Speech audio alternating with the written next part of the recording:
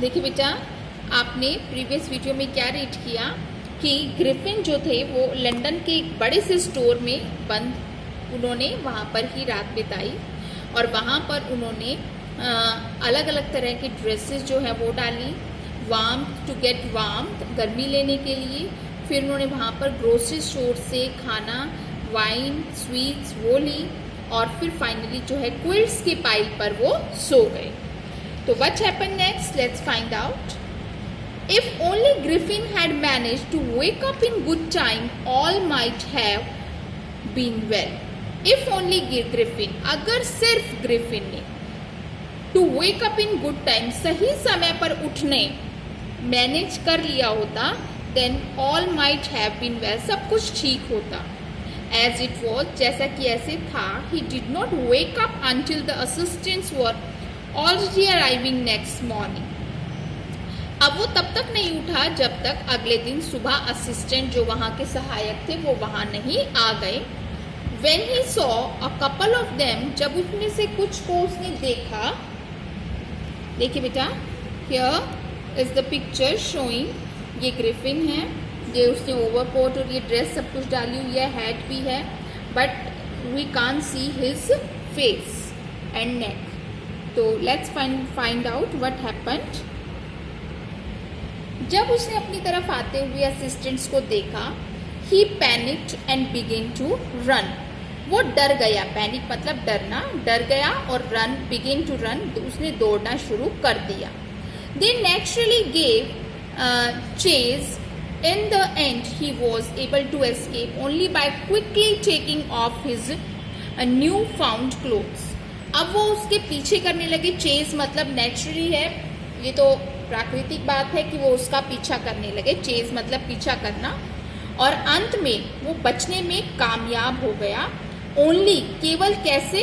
Quickly taking of his new found cloth, जब उसे जल्दी जल्दी अपने नए पहने हुए कपड़ों को उतारा, जल्दी जल्दी से उसने अपने कपड़े उतारने शुरू किए। So once more he found himself invisible but naked in the chill January air. तो एक बार फिर से वो इनविजिबल तो था बट नेक्ड यानी विदाउट क्लोथ्स, बिना कपड़ों के था और जनवरी की ठंडी हवा में। This time he decided to try the stock of a theatrical company in a hope of finding not only clothes but also something that would hide the empty space above his shoulders. अब इस समय, इस बार उन्होंने ये निश्चय किया, decide किया कि वो ट्राई करेंगे the stock of a theatrical company. Stock of A theatrical company मतलब कि एक नाटक की जो कंपनी थी उसका स्टॉक, उसका सामान लेने का उन्होंने निश्चय किया।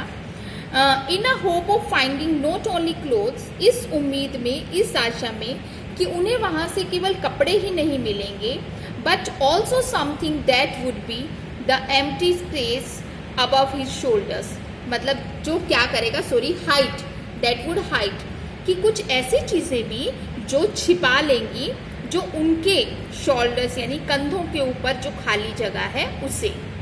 Shivering with cold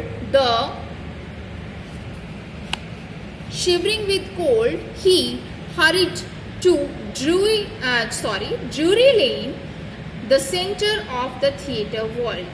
shivering with cold यानी कि ठंड से कांपते हुए, he hurried to Drury Lane, वो ड्रूरी लेन की तरफ जल्दी से गए। The centre of the theatre world, जो कि थिएटर वर्ल्ड का, थिएटर के संसार का, नाटक के संसार का सेंटर यानी कि केंद्र था।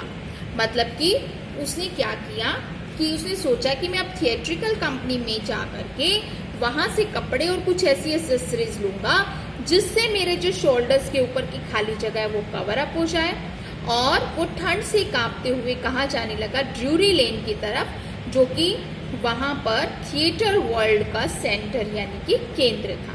तो बेटा, in this video we will be doing up to here, we will continue the reading in the next video and will find out what happens next.